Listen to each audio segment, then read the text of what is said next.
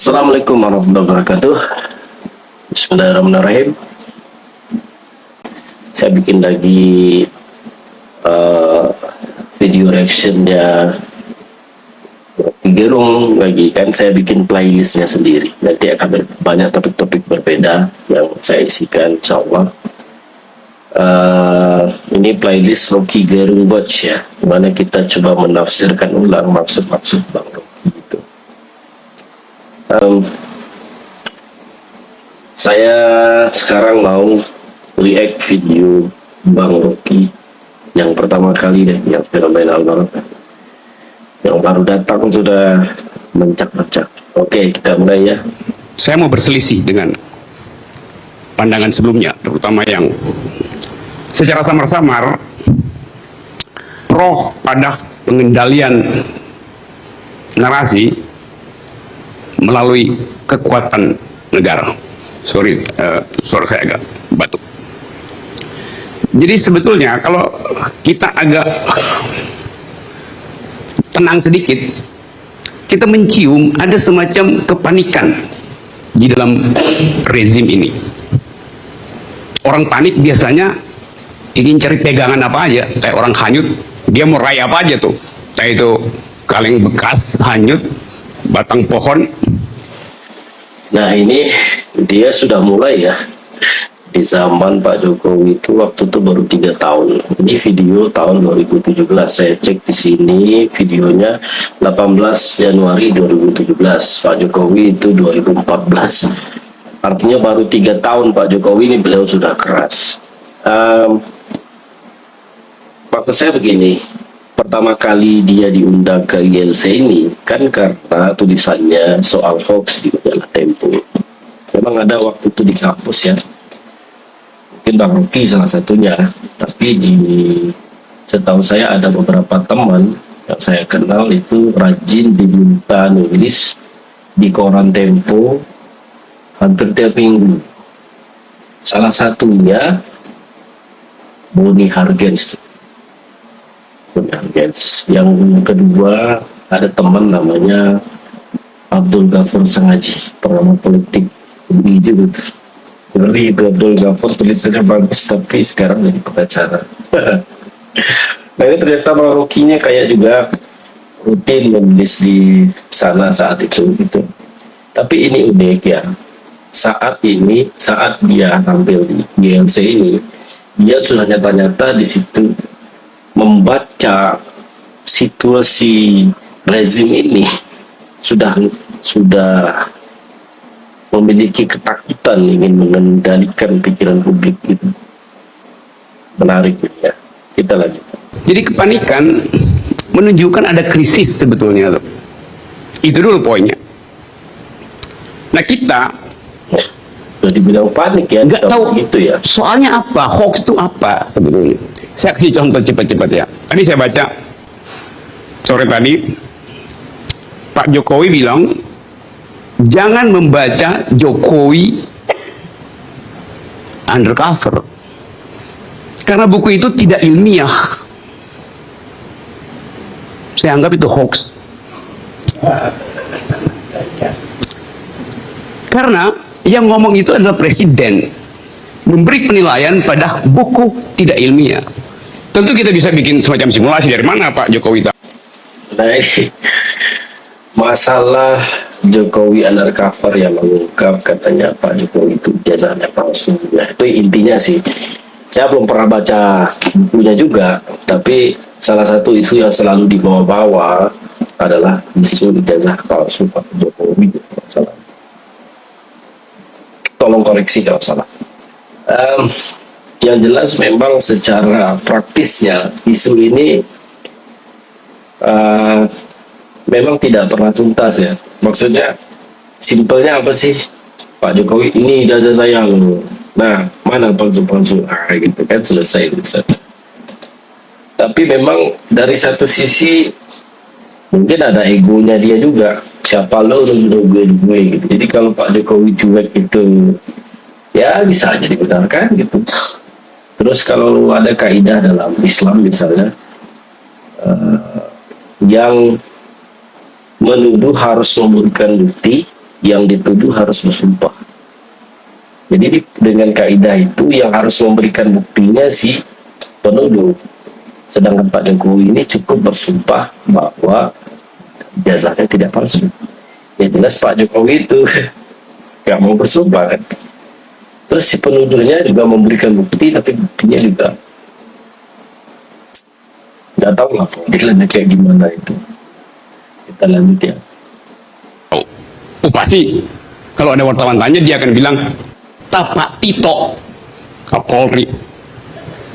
Pak Tito rektor UI atau rektor IPB itu. Jadi Anda lihat bahwa bahkan presiden menyebar hoax itu.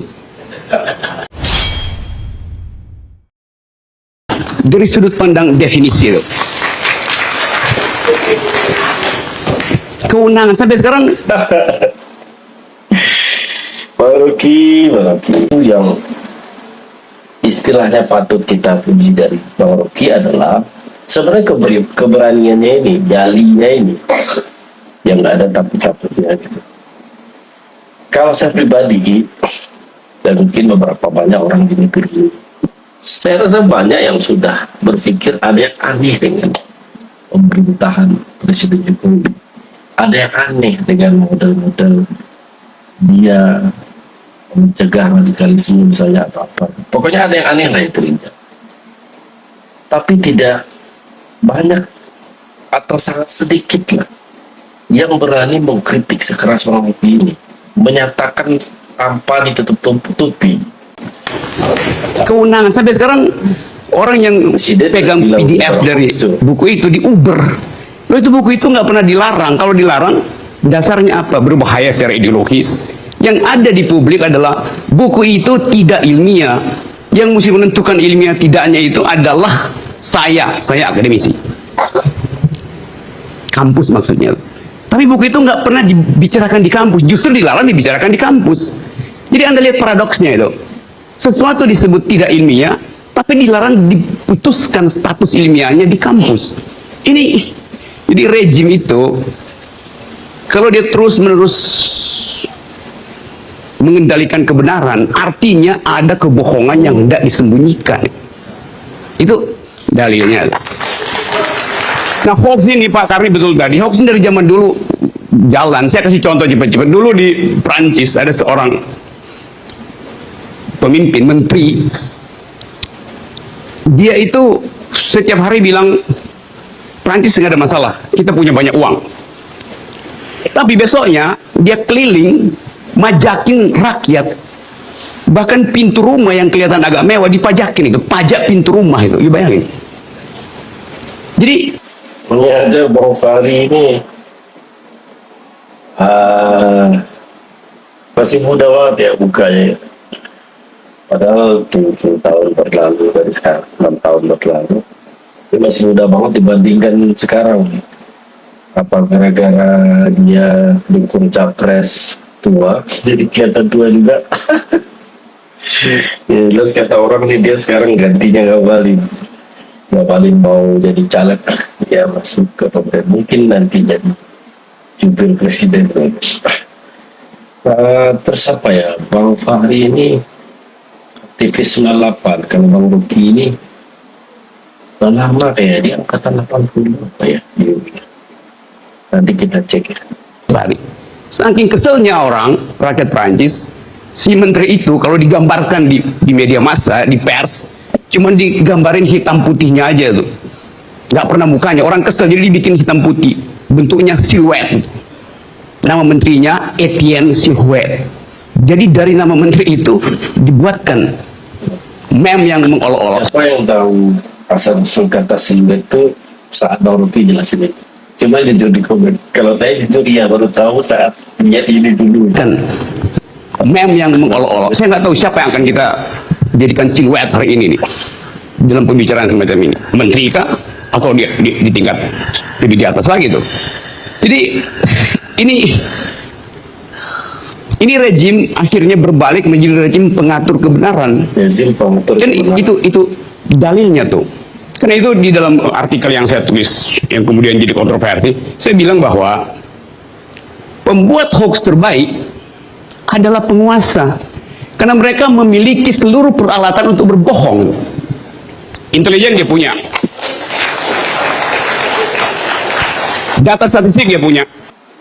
Betul, ini faktanya ya. Karena kalau kita, siapa yang kuliah di jurusan-jurusan sosial, baik psikologi, filsafat, antropologi, sosiologi, politik, itu pasti aja belajar kayak gini. Maksudnya, kalaupun tidak spesifik seperti yang Bang Rocky bilang ini, pasti ada bahasan-bahasan yang mengarah ke sini semua. Contoh, misalnya waktu saya kuliah itu, ada tuh kita belajar tentang state terrorism. Saat kita belajar tentang terorisme, ada yang namanya terorisme yang dibuat oleh negara.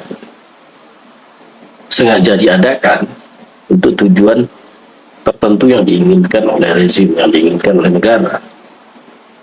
Entah untuk menjaga stabilitas keamanan, atau untuk memprovokasi agar diinginkan terjadinya suatu situasi politik tertentu ada. Nah, jadi sama aja, berkaitannya juga sama hoax. Dan saya benar-benar kagum sama Bang Rocky ini. Istilahnya gini, saya pelajari itu, teori itu semua, kita belajar, orang sosial belajar semua. Tetapi setelah melihat kenyataan di depan mata ini, pada diam semua. Bahkan ada yang malah jadi anak buah rezim. Misalnya gitu, kerja sama rezimnya, siapapun rezimnya lah ya, rezim Wakanda tangkap. Tapi Bang Rocky ini benar-benar tegas. Begitu dia lihat ilmu pengetahuan yang dia pelajari bertentangan dengan kenyataan yang ada, langsung dihajar. Nah, ini sebenarnya nyalinya ini yang perlu disebarkan ke banyak kaum intelektual dan non-intelektual. Kemarin di dalam debat Pilgub DKI, Pak Ahok bilang begini, saya baca tadi di media. Jakarta Human Development Index-nya tertinggi se-Indonesia 2 tahun berturut-turut. Oleh karena itu dia dapat award 4 kali. Sebagai fakta benar, tetapi sebagai pesan politik itu adalah hoax. Karena nggak ada gunanya menyebut itu. Karena dari 10 tahun lalu, 12 tahun lalu, Jakarta selalu di atas memang. Karena ibu kota dengan APBN 70 triliun. Jadi apa yang berita di situ? Jadi hoax artinya informasinya nol atau lebih kecil dari nol. Itu yang namanya hoax itu. Jadi kebohongan itu ada standar. Akibatnya apa sekarang? Seluruh diskursus politik itu, Cara yang penjelasan matematis ya dari hoax sih, keren sih. Hoax adalah sesuatu yang nilai informasinya nol atau kurang dari nol. Mantap. Berarti kalau ada bobot 1, 2, 3, 4 seksananya, berarti bukan hoax, benarnya sedikit ataupun banyak. Tapi kalau sudah nol atau kurang dari nol, berarti hoax. Hoaxnya mana? Hoax kuadrat. itu ada standar. Akibatnya apa sekarang? Seluruh diskursus politik itu diambil alih oleh negara. Diskursus publik diambil alih oleh negara. Nanti ada aturan bahwa yang boleh diucapkan adalah ABCD. Iya. Bicara soal SARA nggak boleh, bicara soal LGBT nggak boleh, nonton Jakarta Unfair nggak boleh, baca Jokowi undercover nggak boleh. Jadi apa yang kita sebut sebagai public discourse hilang. Itu pertanda bahwa negara ini menuju totaliter itu. Cuman dalam negara totaliter pikiran, ucapan, karya itu dilarang. Nah ini juga di bahan-bahan kuliah saya soal psikologi politik dulu pas belajar. Belajar soal authoritarian personality yang mengarah kepada totalitarian gitu. Tapi dalam menganalisa fakta kita kurang jeli kayak, bisa jadi kekurangan ilmu, kekurangan informasi, kekurangan logika yang menunjukkan pada segala sesuatu itu belum sesuai hakikatnya gitu. Tapi karena Bang Rocky ini sudah paham banget demokrasi, paham banget sistem politik, paham banget nih totalitarian nih, demokrasi, semua indikatornya lengkap, jadi dia menilai itu nggak ragu-ragu. mantap lah ini. Tentu Anda bisa bilang bahwa, oh ya ini demi kemaslahatan bangsa, demi etik. Satu lagi, ini jauh loh, ini tahun 2017 loh. Jauh loh dari cerita Jokowi pengen 3 periode, perpanjangan masa kekuasaan, pengennya Prabowo Jokowi wakil, Prabowo presiden. Sekarang malah Prabowo disambut dilanjut dengan anak Jokowi Gibran gitu. Ini jauh loh keadaannya. Dan dia udah bilang kalimatnya yang sama dulu, malah tersimpulkan juga kan. Masya Allah ya, anunya kuatnya. Riset pengambilan kesimpulannya dari pengamatannya itu kuat. Demi moral, pemerintah berbaik hati untuk merawat opini publik. Dulu di zaman Yunani, dalam mitologi Yunani ada seorang raja yang dianggap sebagai raja yang bijaksana. Karena setiap malam dia undang satu warganya tidur di ranjang emasnya. Malam-malam si raja ngintip, kalau rakyatnya tubuhnya lebih panjang dari ranjang masih raja, digergaji kakinya. Kalau lebih pendek, ditarik supaya fit and proper, pas panjangnya. Ini mitologi Yunaninya benar atau enggak ya? Tapi dia pakai sebagai pendalilan pendekatan mungkin sebenarnya orang berbeda dengan dia. Jadi intinya pendapat lo harus sama sama gue gitu. Adapun kenyataannya apakah memang ada raja seperti ini di Yunani, nggak tahu. Dia bilang situ mitologi. Pas panjangnya dengan panjang raja tuh. Jadi dia layani publik itu, tetapi dengan ukurannya sendiri, dan kebenaran semacam itu yang disebut sebagai gejala awal otoritarianisme. Kita nggak ingin hidup dalam keadaan semacam itu. Dan sekarang ada semacam gairah untuk memberantas hoax.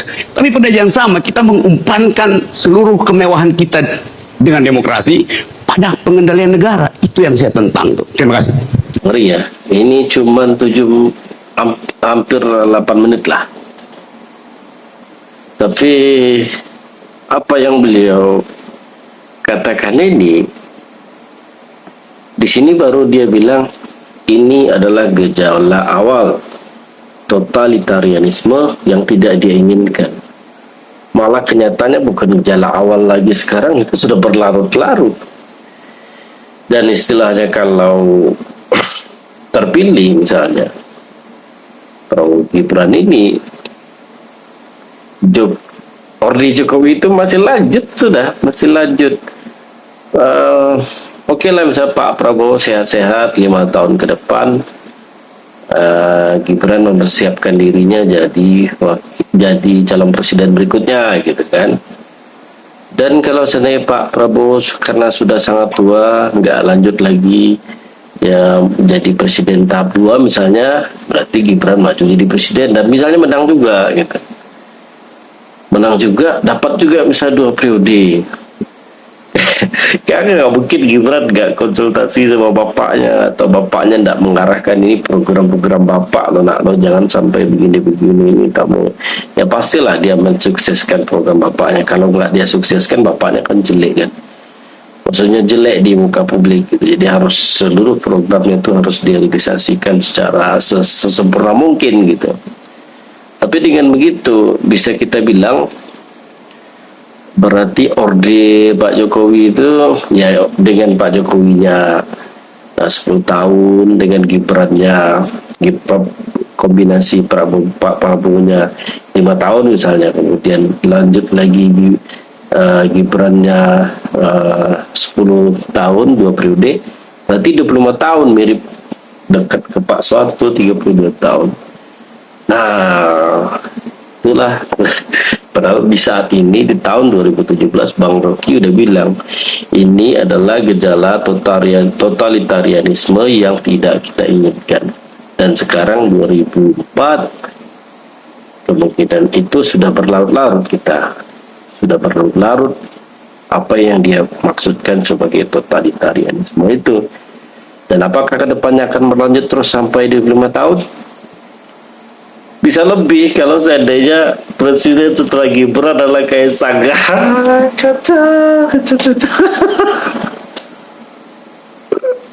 Oke. Terima kasih netizen setelah menyimak reaction ini. Assalamualaikum warahmatullahi wabarakatuh.